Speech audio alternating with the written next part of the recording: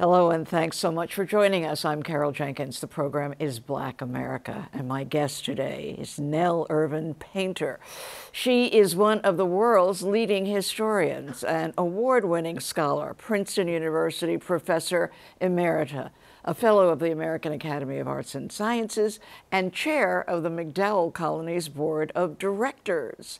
She is the author of 9 books, including The Revolutionary, The History of White People. We will definitely talk about that. And her groundbreaking memoir, Old in Art School.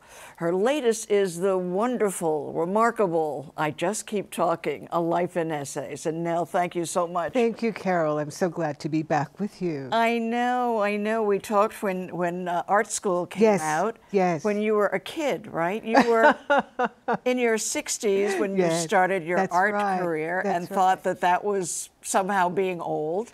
Well, in art school, if you're over 32, you are old. Right. And now we have this book, I Just Keep Talking. And I was telling you that I posted about this in my social media. This book weighs about 60 pounds. And, you know, when I looked at it, I said, oh, my dad was a printer. I said, it's got to be. How did she get this high-class paper, you know, that is so double-sided and thick, right, for your artwork? I knew it could be done. Right. Because that's the difference, right? Yes. The independent publisher, Counterpoint, had published Old in Art School, which is really shows my work in progress. Right. So it has good-sized reproductions throughout in color, and they did it from Berkeley, California. So when I spoke to my editors, or my possible editors, part of what I asked for was full color throughout.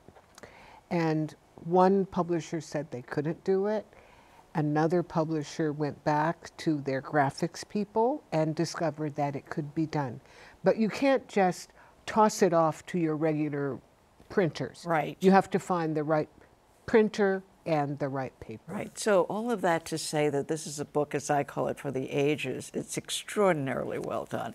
Not only the reproduction of the artwork, but the essays, Nell, are just, and I was laughing because I heard you say that you're glad that, you know, that you're writing this book, that you didn't die early. Right. Because you wouldn't be the superstar, the rock star that you are now. Talk to us about that.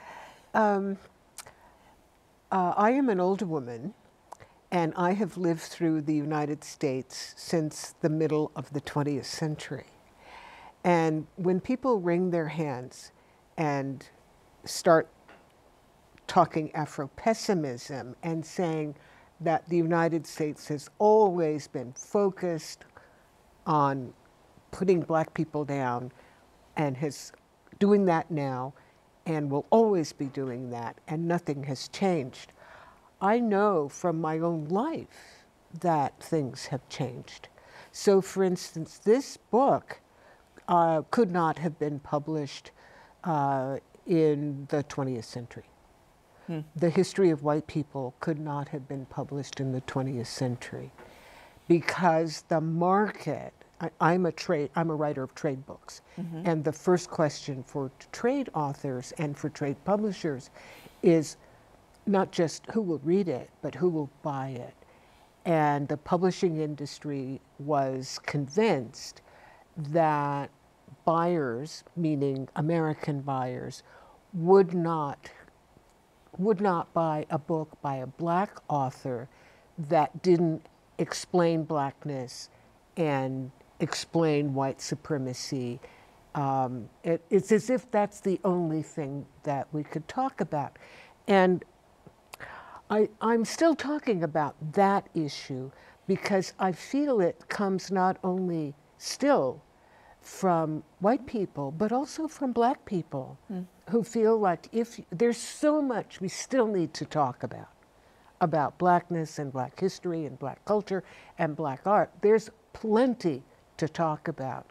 And it's as if you don't talk about that, you're a self-hating Black person who's not doing that. Yeah, I love your description of yourself growing up, and in terms of the story I'm telling about my life is not one of hurt and in poverty and whatever. And so, you know, you're presenting a different kind of Black person in America who is perhaps not grieving. Who has no place in the iconography of Blackness.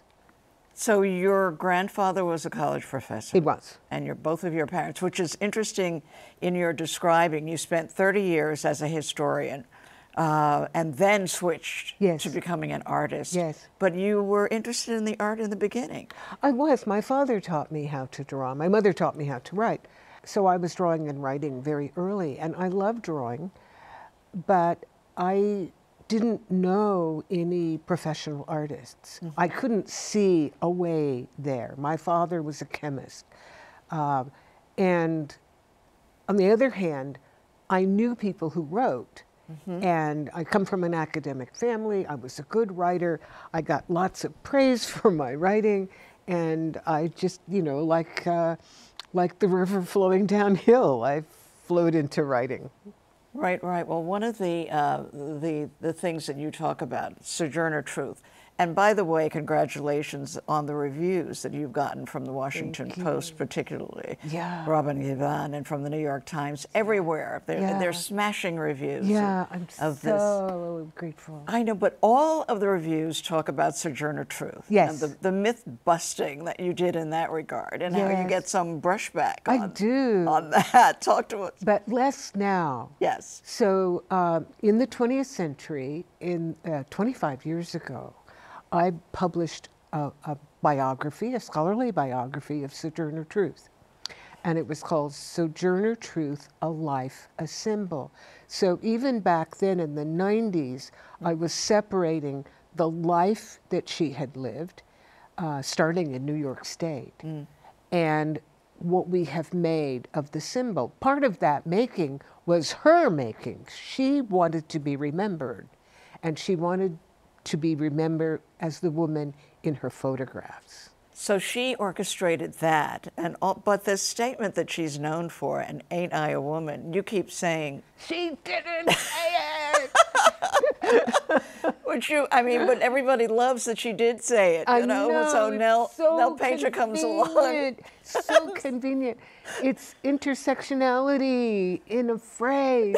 We need that. We still need to hear it, which is true, by the way. We do still need intersectionality, and you still need to be reminded that Black women are women too, and that when we talk about women, we need to include Black women as well. We still need to hear that. And that is what Sojourner Truth said, but not in this pithy little slogan. Right. She wasn't sloganeering. She wasn't sloganeering. A white woman journalist made that up 12 years after Sojourner Truth spoke in Akron, Ohio. 12 years afterwards. Yes. Right. And her name was Frances Dana Gage. She was a journalist, so she was an artist. And she had read Harriet Beecher Stowe's version of Sojourner Truth, also 12 years after the fact. And she knew that she had a better Sojourner Truth than Harriet Beecher Stowe. I mean, you can imagine Harriet Beecher. What would Harriet Beecher? Right. Okay. Precisely. So, but what Harriet Beecher Stowe did, excellent writer that she was, she created a dramatic persona in which Sojourner Truth comes into this meeting, and for Harriet Beecher Stowe, the electrifying, dramatic moment is when Sojourner Truth puts down a Black man, Frederick Douglass. All right. So for Stowe, the rhetorical question was, Frederick, is God dead? And that was the tagline throughout the rest of the 19th and the very early 20th century. So Sojourner Truth appeared as a religious figure, really. And it's only in the 20th century, when we want a feminist, that we go back and find 4 times repeated with this building drama of, I won't say it, which I know. got turned into ain't in the 20th century, presumably to make it more authentic. Right. Well, I think Nell wanted to say, I think one of the things that you learn, as an older person, you know BS when you see it, right? Or when you hear it, when you read it, when you're researching it. And you call it BS. out. Yeah. So you do say that, though, in writing Sojourner Truth, you realized that the art, the visual, had to become a part of understanding her, and that really is what led you to this second career. You are absolutely as right. an artist. Absolutely right. Yes. Because she was illiterate, so. Yes. And if I wanted any kind of understanding of how Sojourner Truth wanted us to remember her, to see her, to remember her, she had her pictures taken. And she put a caption on her photographs, which was, "I sell the shadow to support the substance." She did not put, "Aren't or ain't I a woman?" And she sits... I sell the shadow? To support the shadow being the photograph. Right. To support the substance. Because, so she would sell them. And people would buy them to support her. That was how she did it. She sold her own book, too. Right. And in her pictures, she is holding knitting. Sometimes she's holding a photograph of her grandson, who was in the Union Army. There are flowers behind her. So they're very genteel. And my favorite photograph, and I think it was her favorite too, is she's holding her knitting. I'm a knitter. And I saw you in the green room knitting away. My socks. Right. As I said to Nell, never a dull second, an unoccupied moment, more art, more creativity. Yeah. So the new Sojourner Truth book, called Sojourner Truth Was a New Yorker, and she didn't say that, will include a section on knitting. That's great. Yeah. That is great. Yeah. So speaking of new books, your art is here. Yes. Beautiful, some self-portraits. Yes. You talk about starting your art career, but not just saying in your own studio, I'm going to paint, but going to school and not only getting 1 degree, but 2 degrees. Right. You know, first at Rutgers and then at RISD, you know, I mean, one of the foremost art school, and finishing that. And you do say, though, that going through all of that, you've got some grievances, you know, that are held in this... Yes. this book. I know. I have some very old grievances, even from before I went to art school. I didn't let them go.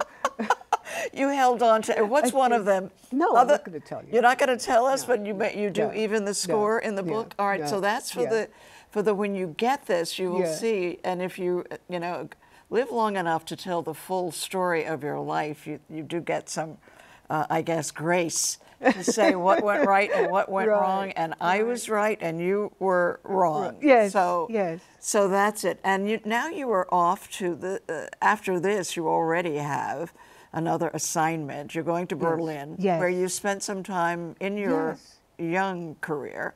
Not so young. The youngest part of my years away, which is kind of the theme of the new project. It's autobiographical, it's historical, and I did junior year abroad in France in the 60s. And then with my family, I spent 2 years in Kwame Nkrumah's Ghana. We were there to make the African Socialist Revolution. Right. And now you're going to ask me, how did that work out? I think we have some cue, but you were there on the, how old were you then? I just graduated from college. So you went through that, and it changed how I see the world, how I see myself in the world. It opened up what I could see as interesting topics to pursue. And most of all, I think it kept me sane, because being Black in America is enough to drive you crazy. Yes, it's true. It's true. But we must stay on point, right? We must stay somehow able to function, even if we are crazy, even if we've been driven. I was listening to podcasts that you did about being old. and of how you cherish it, because that, I mean, not only are you a groundbreaking historian, you know, talking about blacks in America in the 1800s, you know, I mean, as I say, a world-class historian, you know, but you also have this knack of breaking through this second stage of life, which you're known for as well. Because you were asked, do you really consider your art career as the second part of your life? And you said yes. Yeah. So being old, what does that? My mother gave me the first lessons. My mother changed her career, changed her vocation when she retired at age 65. She started writing books, and she wrote 2 books. And she was working on a 3rd when she died, and she was not ready to die. Her 2nd book is a memoir. It's called I Hope I Look That Good When I'm That Old, because that's what people said to her all the time. Right. And she used the word old in a title. So I thought, yeah, not only can I do something different in this other part of my life, I can use the word old in a title. So that was the first way. And the second way, I'm not sure I got this from my mother, but I belong to a generation of women who have had to break down barriers and who know how to do that, who know how to work the system, and who were very happy to bring along another woman who does her work and shows up. And that's me. I do my work and I show up. So I knew that I had lots and lots of allies, even if I didn't know all of them. I knew some of them. And they made it possible for me to do something very different in the second part of my life. Right, right, right. So you've had great success as an artist when so many black women earlier. I have modest success. Yeah, well, you not only do you create it, but it is also, you know, very highly valued, you know, when it's sold. But let's not go okay. that way. It does sell. Yes. And I'm very happy about that. Okay. And it is in public collections, and I do have a couple of collectors. But I am not an artist who has a big fancy gallery or anything like that. I'm a little artist. Right, but the one thing you said, which I thought was so interesting about being older and being an artist, is that you're probably not starving, you know, and you can follow your craft. You know, you don't need the money for sales, to pay the mortgage, to do the, so that's an advantage of, for some, you know, of being secure. It worked for Alma Thomas also. There's an essay in that book, toward the very end, in the section on visual culture, about Alma Thomas. I love her, you know. Marvelous work. Right. But she really dedicated herself full-time to her art after she retired from teaching school. But she had taught school for a long time. She lived in the house that had been her father's house with her sister. So she was, I wouldn't say independently wealthy, but she had the money she needed. Right. She had the money to go to New York, to take classes, to go to openings, to buy the art books, to go to American University. You know, she had the money to do that. And so when I talk about art school, I always talk about the material side, because it's so easy to say, oh, if it's wonderful art, it will make its way, which is total bull. Because there are too many good artists for us to keep up with them. There are too many good artists to make a living through their art. So I was very fortunate. And people say, why did you want to go to art school? I said, I wanted to and I could. And that's true for people, a lot of people going to art school. The people going to art school are not poor. I mean, some of them are. Right, right. And it's very expensive. It's very expensive. And the skills you get will not translate into paying your rent or your mortgage. Right, right. So other things that I, first of all, your website, nellpainter.com. It's just fabulous. I love it. One of the best websites I've seen, and certainly for an author. It's an archive. You have all of your books, all of the reviews. Yeah. You have excerpts, you have the full review. I mean, it's just really wonderful. So, I mean, but it's an archive of your work, but it's also the archive of the history of of this country and Black Americans in it. Yeah. So, that's from nellpainter.com. Yeah, thank you. I wanted to read some of this. You've given like 5 things. I heard read the headline. For book bites, yes. Yeah. 5 things that Nell Painter wants you to know. Whiteness is a racial identity, just as blackness is a racial identity. Right. And that is the big point of my book, The History of White People.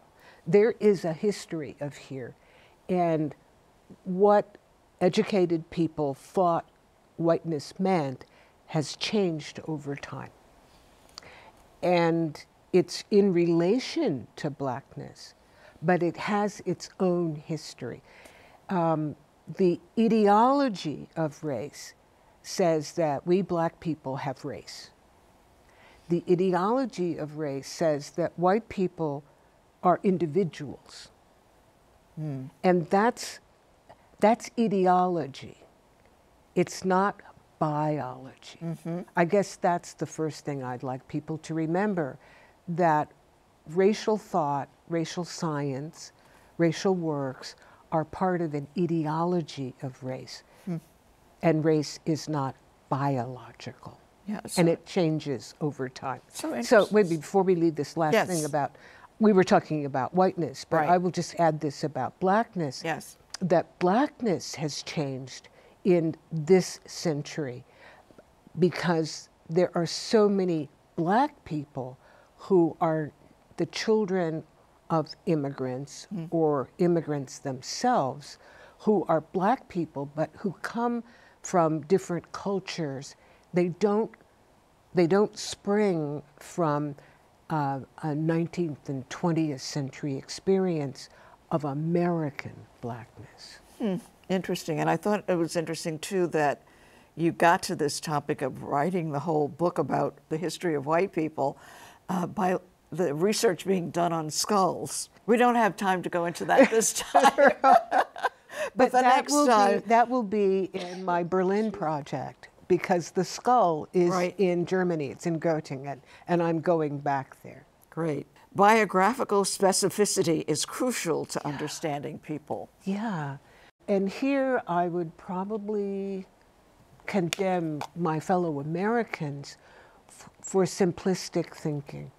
So very often people ask me, because I'm here, for answers for solving big national problems.